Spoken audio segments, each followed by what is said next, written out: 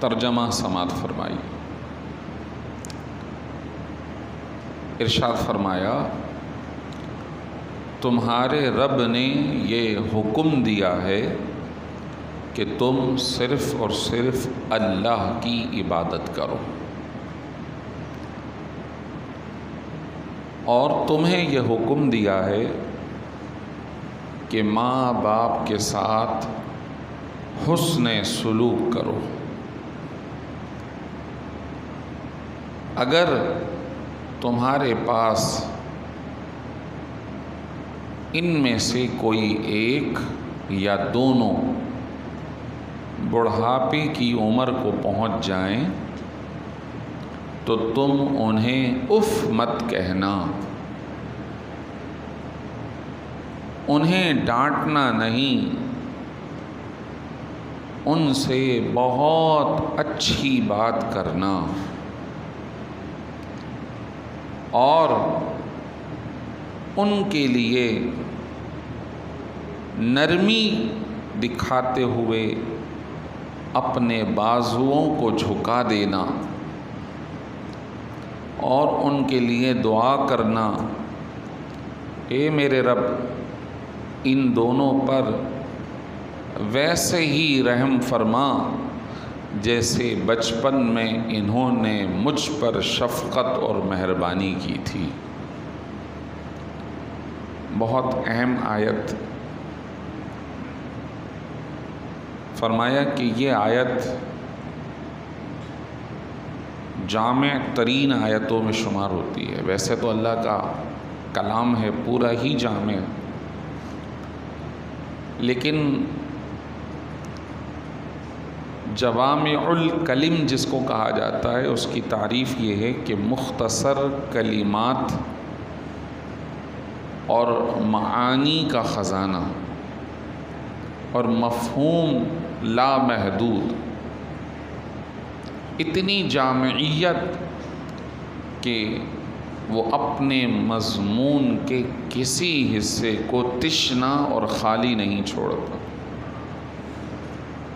یہ اللہ تعالیٰ کے کلام کی جامعیت ہے، بہت جامع۔ تفسیر میں آتا ہے کہ انسان کا تعلق مخلوق ہونے کے اعتبار سے روحانی سب سے بڑا تعلق اللہ سے ہے، کہ اللہ نے اسے بنایا، اللہ نے اپنے نبیوں کو بھیجا، اللہ تبارک و تعالیٰ کے حکم پر نبیوں نے اس کے پیغام کو پہنچایا، اللہ کا کلام کتاب پڑھ کر سنائی، لوگ نبیوں کی بات سن کر مسلمان ہو گئے، پھر اس کا حکم مانتے ہوئے عبادت کرتے ہیں، سجدے کرتے ہیں، تسبیح پڑھتے ہیں۔ یہ روحانی سلسلہ، اور پھر اس روحانی سلسلے میں مختلف لوگ جڑتے رہتے ہیں۔ انبیاء کے بعد صحابہ ہیں، محدثین ہیں، علماء ہیں، اساتذہ ہیں کہ جنہوں نے دین کی تعلیم جو سینہ بسینہ ان تک آ رہی ہے انہوں نے منتقل کی۔ یہ سب روحانی سلسلہ، اس کی ابتدا اللہ تبارک و تعالیٰ کی ذات۔ فرمایا جسمانی رشتہ سب سے پہلے جس سے جڑتا ہے وہ ماں باپ،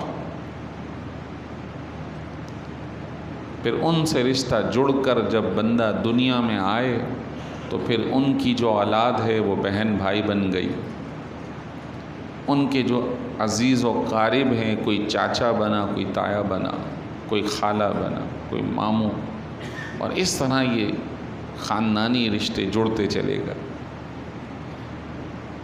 تو روحانی رشتہ اللہ سے ہے اور بدنی رشتہ ماں باپ سے۔ اللہ تبارک و تعالیٰ نے جو انتہائی حصے ہیں ان کے بارے میں فرمایا کہ روحانیت کے اندر اگر عبادت کرنی ہے تو فقط اللہ کی کرنی ہے۔ یہ اللہ نے فیصلہ کیا، اور بندوں میں اللہ نے حکم دیا جن سے تمہارا پہلے رشتہ جڑا ہوا ہے ان کے ساتھ حسن سلوک کرنا ہے، وہ ماں باپ۔ ایک حدیث مبارک میں ایک صحابی رسول رضی اللہ عنہ بارگاہ رسالت میں حاضر ہوئے صلی اللہ علیہ وسلم، اور عرض کیا رسول اللہ، احب الاعمال الی اللہ، یا ای العمل احب الی اللہ، مجھے یہ ارشاد فرمائیے کہ اللہ کے نزدیک سب سے پسندیدہ کام کیا ہے۔ جب ہم ذخیرہ حدیث شریف کو دیکھتے ہیں تو اس طرح کے 3-4 سوالات نظر آئے۔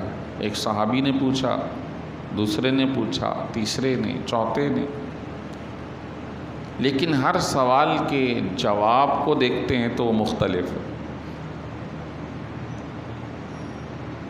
اصل رسول کریم صلی اللہ علیہ وسلم کو اللہ نے یہ صلاحیت عطا فرمائی کہ وہ آنے والے کو اور اس کے ما قبل اور ما بعد کے معمولات کو آپ جان لیا کرتے تھے،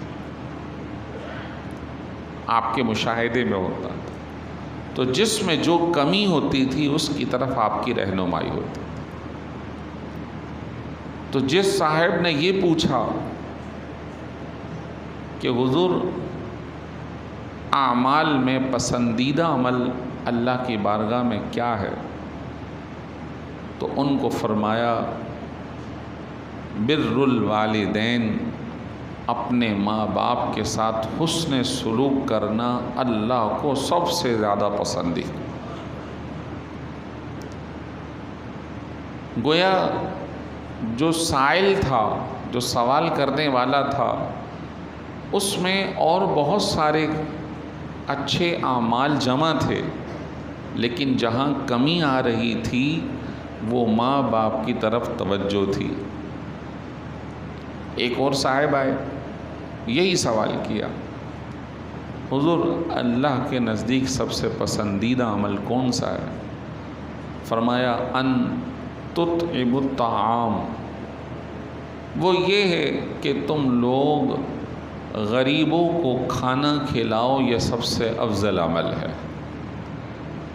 یعنی وہ جو صاحب آئے ان کے پاس نمازیں، زکوٰۃ، ان کے پاس تسبیحات، سجدے، لیکن ان کا ہاتھ تھوڑا سا دبا ہوا تھا۔ حضور نے جان لیا کہ ساری باتیں اپنی جگہ صحیح چل رہی ہیں لیکن ہاتھ ذرا رکا ہوا ہے، تو فرمایا افضل عمل یہ ہے کہ تم اپنے ہاتھ کو کشادہ کرو، لوگوں کو کھانا کھلاؤ۔ ایک صاحب کو دیکھا، وہ دیگر اعمال میں تو صحیح ہیں لیکن نمازوں میں غفلت کر جاتے، انہوں نے پوچھا تو حضور نے فرمایا الصلاۃ علی وقتها، افضل عمل اللہ کے نزدیک یہ ہے کہ نماز کو ان کے اوقات پر ادا کرنا۔ اب ہم اپنے حساب سے دیکھیں تو نہ تو ہماری نمازوں کا وہ حال ہے، لہذا ہمارے لیے افضل یہ ہے کہ نماز کو اس کے وقت پر ادا کیا جائے۔ اگر ہاتھ کی کشادگی اور بند تنگی کو دیکھیں تو ہم بہت ساری جگہوں پہ جہاں خرچ کرنا ہے، ہاتھوں کو کشادہ کرنا ہے، وہاں بھی بند کر کے ہی رکھتے۔ جب اللہ کے طرف سے اسباب مل رہے ہوتے ہیں، جیب میں اللہ نے دیا ہوا ہے، مال سے نوازا ہوا ہے، پھر بھی کنجوسی ہمارے ساتھ چمٹی ہوئی ہے۔ لہٰذا ہمارے لیے بہتر ہے کہ جیسے ہی کوئی خیر کا موقع ملے تو ضرور جو اللہ نے دیا ہے اس میں سے خرچ کر لے۔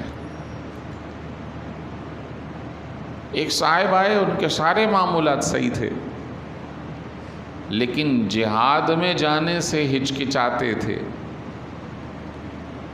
حضور اللہ کے نزدیک سب سے پسندیدہ عمل کون سا ہے؟ ارشاد فرمایا الجہاد فی سبیل اللہ، اللہ کی راہ میں جہاد کے لیے جانا سب سے پسندیدہ ہے۔ اچھا، آپ صحابہ کرام یہ نہیں کہ حضور سے پوچھ کر چھوڑ دیا، پھر وہ اس پہ عمل کیا کرتے تھے کہ جس میں جو کمی رہ جاتی وہ اس کمی کو پورا کیا کرتے تھے، اور بہت ہی زیادہ نیکیوں کے طلبگار اور حریص رہا کرتے تھے، چاہت رکھتے تھے۔ چنانچہ صحابی رسول ہیں حضرت عبداللہ ابن عمر رضی اللہ عنہ، حضرت عمر فاروق کے صاحبزادے، خود بھی صحابی ہیں، والد بھی صحابی۔ یہ انہوں نے سنا حدیث مبارک میں کہ ایک مسلمان کے دوسرے مسلمان پر 6 حق ہیں، بعض میں 3 ہیں، بعض میں 5 ہیں، ٹوٹل ملا کے کوئی 12-13 کی تعداد بنتی ہے۔ اس میں سے ایک حق کہ اگر کسی مسلمان کا انتقال ہو جائے تو دوسرے مسلمان پر لازم ہے یا مرحوم کا حق ہے کہ وہ مسلمان اس کے جنازے میں شریک ہو۔ کترائیں نہ، کبھی ایسا ہو سکتا ہے کہ وہ مرحوم اللہ کا اتنا قریبی ہے کہ اس کے جنازے میں شرکت کرنے کی وجہ سے اس نمازی کی بخشش کر دی گئی، یعنی اس نیت سے شریک نہ ہو کہ میرے وجہ سے اس کی بخشش ہوگی، بلکہ اس نیت سے شریک ہو جائیں کہ ہو سکتا ہے کہ اس کا کوئی عمل ایسا اللہ کے یہاں پسندیدہ ہو کہ اس کی بخشش ہو جائے تو ہماری بھی بخشش ہو جائے۔ شرح الصدور میں علامہ جلال الدین سیوطی رحمۃ اللہ تعالی علیہ نے ایک واقعہ لکھا کہ پرانے زمانے کے اندر ایک کفن چور تھا، اور جب بھی کوئی جنازہ جاتا اس کے ساتھ ساتھ چلے جاتا اور نئی قبر کو نشان لگا کر آ جاتا، اور پھر جب اس کے اہل خانہ چلے جاتے تو یہ رات کو جا کر قبر کھودتا اور اس میں سے ہاتھ ڈال کر کفن چرا لیتا۔ اب ہم تو سلے ہوئے کپڑے پہنتے ہیں نا، ابھی پہلے تو کھلی 2 چادریں ہی چلتی تھی، جیسے ایک تہبند ایک اوپر کی چادر، تو وہ وہاں سے نئی چادریں لے کر بازار میں بیچ کر اپنا حساب کتاب سیدھا کر لیتا تھا۔ یعنی چوری کی مختلف صورتیں تھیں، وہ کسی کو جو ہے پسند تھی، کسی کو پسند نہیں تھی، ارے ایسا چور ہے جو کفن چور ہے۔ بہرحال وہ جنازے میں شریک ہوا، وہ کسی عورت کا جنازہ تھا، ساتھ ساتھ گیا، نشان لگایا، رات کو جب ہاتھ ڈال کر کھینچنے لگا تو اندر سے جو مرحومہ عورت تھی اس نے اس کو پکڑ لیا۔ اب اس کے چیخیں نکل رہے، مجھے چھوڑ دو، آئندہ نہیں کروں گا۔ فرمایا کہ میرے جنازے کی وجہ سے اللہ نے تیری بخشش کر دی ہے، تو اب دوبارہ اس گناہ میں مبتلا ہو رہا ہے۔ تو یہ واقعہ کفن چور کا اس کی اپنی زبانی کہ اس کے بعد پھر میں نے کبھی کفن چوری نہیں کیا۔ تو علامہ جلال الدین سیوطی علیہ رحمہ وہ کون مصنف ہیں؟ یہ وہ رائٹر یا مصنف ہیں، بزرگوں میں اتنا بڑا نام ہے کہ انہوں نے سرکار نامدار صلی اللہ علیہ وسلم کی 70 بار زیارت کی ہے، اور ان کو حدیث مبارک میں اتنا ملکہ حاصل تھا کہ یہ حدیث مبارک کو دیکھ کر اس کی سند پر، اس کے کلام پر ان کو کامل دسترس تھے، بتا دیتے تھے۔ اور اگر کسی حدیث مبارک کے بارے میں انہیں کنفرم نہ ہوتا کہ یہ سرکار کا قول ہے یا نہیں ہے تو پھر انتظار کرتے تھے کہ زیارت شریف ہوگی تو میں پوچھوں گا سرکار کیا آپ نے یہ فرمایا ہے، اگر وہاں سے حامی ہو جاتی تو اپنی کتاب میں لکھ لیا کرتے تھے۔ اتنے بڑے بزرگ، اتنے نیک اور پارسا شخص۔ تو بتانا مقصود یہ ہے کہ ہر بندے کے اعتبار سے افضل عمل، لیکن ہمارے اعتبار سے تو سارے عمل ہی افضل ہے کہ ہم خرچ کرنے میں بھی تنگ ہیں۔ ہمیں اس حدیث کو سامنے رکھ کر اپنے ہاتھوں کو کشادہ رکھنا چاہیے۔ ہم نمازوں میں بھی سستی کے شکار ہیں، لہٰذا نمازیں بھی اپنے وقت پہ ادا کرنے چاہیے۔ والدین کے ساتھ حسن سلوک حقوق العباد میں اہم ترین مسئلہ، ماں باپ کے ساتھ حسن سلوک۔ دیکھیے نا، آیت کا ترجمہ تو دیکھیے کہ اللہ نے یہ حکم دیا ہے کہ اسی کی عبادت کرو، اور اللہ نے یہ حکم دیا ہے کہ تم ماں باپ کے ساتھ حسن سلوک کرو۔ فرمایا یہ والدین کے حق کے اعتبار سے اعلیٰ ترین آیت ہے کہ اللہ نے اپنی عبادت کے بعد جس عمل کا حکم دیا گیا ہے وہ کیا ہے؟ ماں باپ کے ساتھ حسن سلوک کرنا۔ وہ لوگ یقیناً بد نصیب ہیں کہ جو ماں باپ کے ساتھ بد سلوکی کرتے، ان کو تنگ کرتے ہیں، انہیں اذیت پہنچاتے ہیں، ان کو تکلیفیں دیتے ہیں، بعض اوقات تو مارتے ہیں، بعض اوقات ان کے اپنے گھر میں تو جگہ اپنے بچوں کے لیے، بیوی کے لیے، دوستوں کے لیے ہوتی ہے، ماں باپ کے لیے نہیں ہوتی۔ انہیں وہ اولڈ ہاؤس کے اندر چھوڑ کر آ جاتے۔ الحمدللہ ہمارے یہاں اتنا ریشو نہیں ہے، بہت کم ہے، لیکن جو ہے وہ بھی نہیں ہونا چاہیے بطور مسلم، کہ یہ ہماری تعلیمات کے خلاف ہے۔ ان کا ادب، ان کا احترام، ان کے ساتھ حسن سلوک یہ ہمارے شریعت مطہرہ کا لازم حصہ ہے۔ ایک حدیث مبارک میں کہ حضور صلی اللہ علیہ وسلم ایک روز منبر شریف پہ تشریف رکھتے ہیں، پہلے حصے پر قدم رکھا، فرمایا ہلاک ہو جائے، دوسرے پہ قدم رکھا، فرمایا ہلاک ہو جائے، تیسرے پہ قدم رکھا، فرمایا ہلاک ہو جائے، اور بعض میں یہی کہ آپ نے کہا آمین آمین آمین، اور تیسرے سٹیپ پہ تشریف لے گئے۔ تو صحابہ سمجھ نہیں سکے، عرض کیا رسول اللہ کس بات پر آپ نے آمین فرمایا؟ فرمایا کہ جبریل امین نے یہ دعا کی کہ جو اپنے ماں باپ کو پائے اور ان کی خدمت کر کے جنت نہ کما سکے تو وہ ہلاک ہو جائے، تو میں نے کہا آمین۔ اللہ اکبر، اللہ اکبر۔ ماں باپ کی خدمت نہ کرنے والا، جبریل امی دعا کر رہے ہیں وہ ہلاک ہو جائے، وہ ضائع ہو جائے، وہ مر جائے، یعنی اس کی ہلاکت کی دعا ہے، اور رسول کریم صلی اللہ علیہ وسلم آمین کہہ رہے ہیں۔ حضور کی آمین کبھی رد نہیں ہوگی۔ لہٰذا ماں باپ کے ساتھ حسن سلوک۔ اچھا، بہت ہی حکمت کے کلمات فرمائیں، انہیں اف نہ کہو، انہیں ڈانٹو نہیں۔ اگر کوئی ان میں سے ایک یا دونوں بوڑھے ہو جائیں، بزرگ ہو جائیں، اب یہ جو عمر ہوتی ہے، جوانی گزر گئی، مال چلا گیا، طاقت چلی گئی، ایک شخص کو سب کچھ ملا اور اب وقت کے ساتھ ساتھ وہ واپسی لیا جاتا ہے، تو انسان کی عقل تو نہیں جاتی نا، وہ پاگل یا مجنوں تو نہیں ہوتا۔ ان چیزوں کا چلا جانا اسے چڑچڑا کر دیتا ہے۔ اس کی وہ حاکمیت جو کل تک اس کے پورے گھر پر تھی، آج وہ چلی گئی۔ اب اسے بات بات میں کبھی غصہ آ جاتا ہے۔ جب وہ کچھ غصہ کر جاتا ہے تو اولاد پھر انہیں ڈانٹتی ہے، اولاد پھر انہیں آنکھیں دکھاتی ہے، اولاد پھر انہیں مارنے کو دوڑتی ہے۔ اسی چیز کو فرمایا کہ یہ اولاد کا عمل حرام ہے، اور جبریل امین نے ایسے لوگوں کے لیے کہا کہ یہ مر جائیں، اور رسول اللہ نے دعا میں کہا آمین، ہاں مر جائیں، ہلاک ہو جائے۔ اللہ اکبر۔ یہ بہت بڑا معاملہ، بہت بڑا معاملہ۔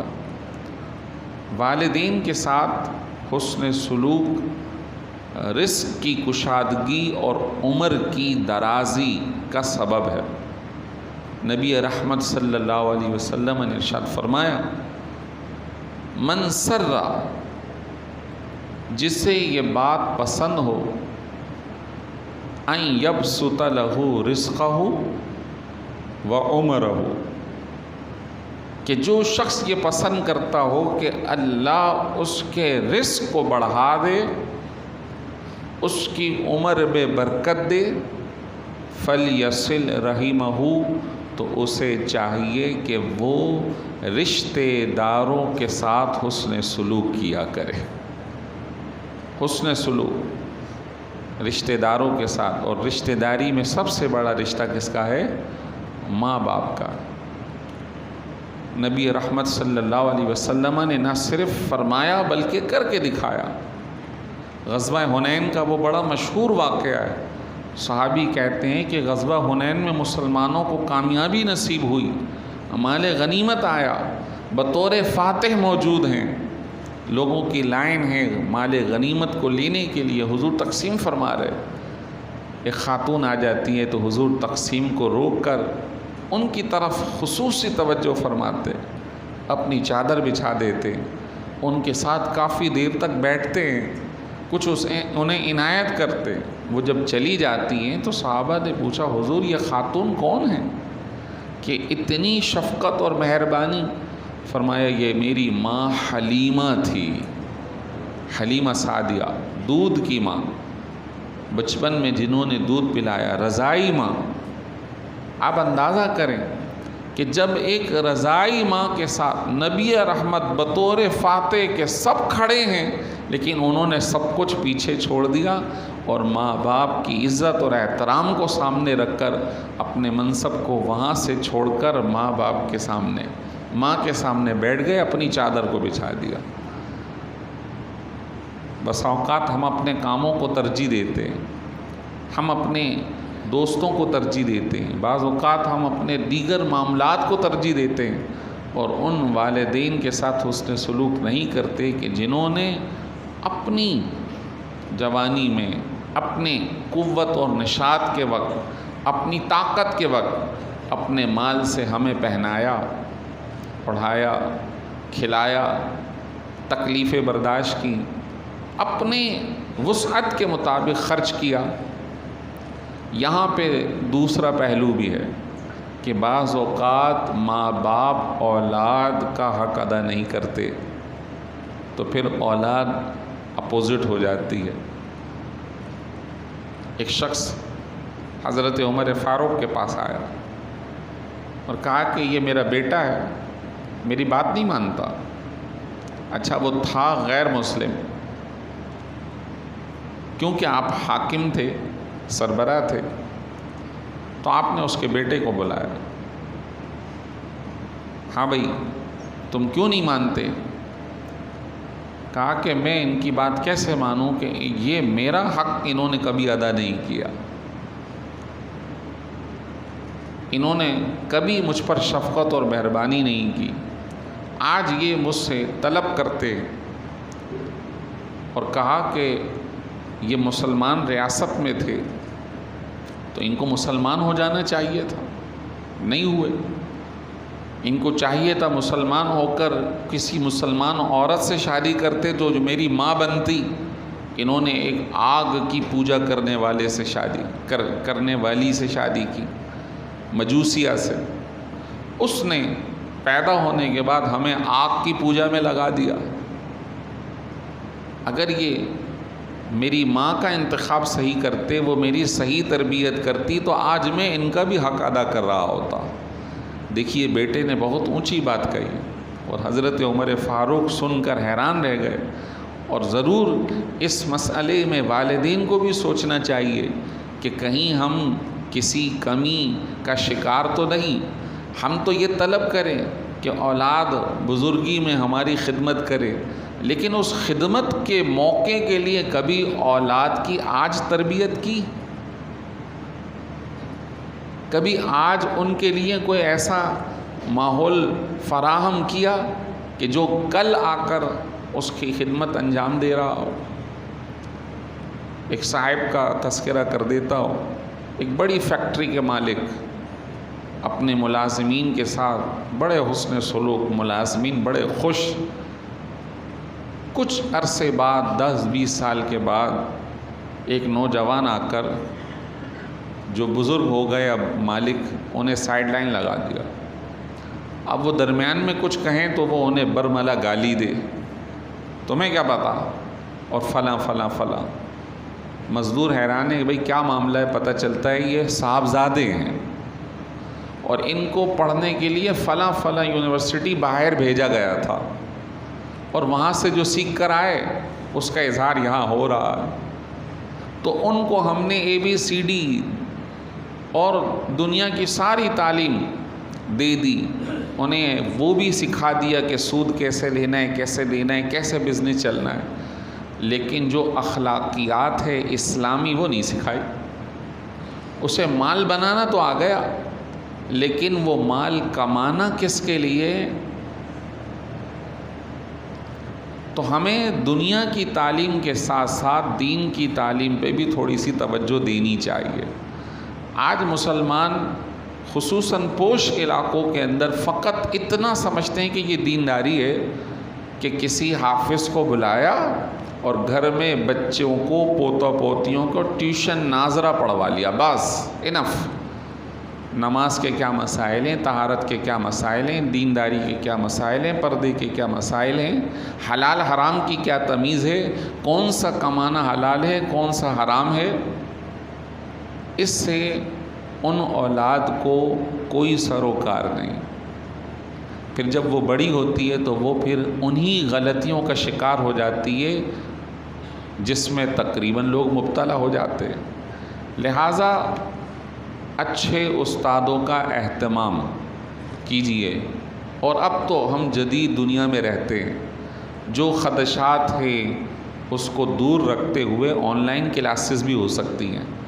ایسے دینی ماحول موجود ہیں، اچھے اچھے ادارے کام کر رہے ہیں، تو اپنی آل اولاد ہوں، بہن بیٹی ہوں، ان کو ایسے ٹیوشن، ایسے کلاسز سے ضرور جوڑیں کہ جس میں ان کو حلال حرام کی تمیز ہو، جس میں انہیں پاکی ناپاکی کے مسائل معلوم ہوں، جس سے انہیں دینداری کی کچھ سمجھ حاصل ہو.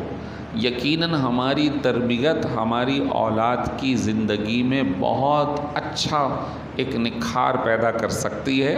اللہ تبارک و تعالی اولاد کو ماں باپ کی خدمت کرنے اور ماں باپ کو اولاد کی اچھی تربیت کرنے کی توفیق عطا فرمائے. وآخر دعوانا ان الحمد للہ.